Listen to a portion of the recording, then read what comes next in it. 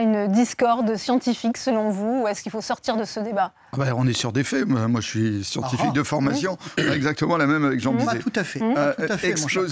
Explosion des cancers, des malformations en Argentine, où il y a une utilisation absolument massive du glyphosate.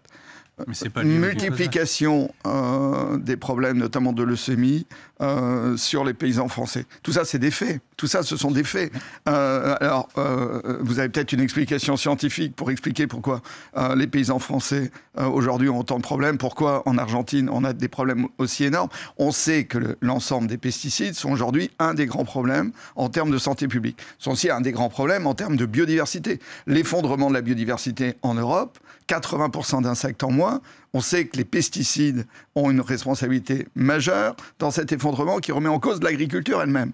Donc, il faut vraiment être dans la défense d'un monde qui s'écroule, refuser les faits et les faits scientifiques pour se battre ligne par ligne, année par année, pour que la mutation n'ait pas lieu.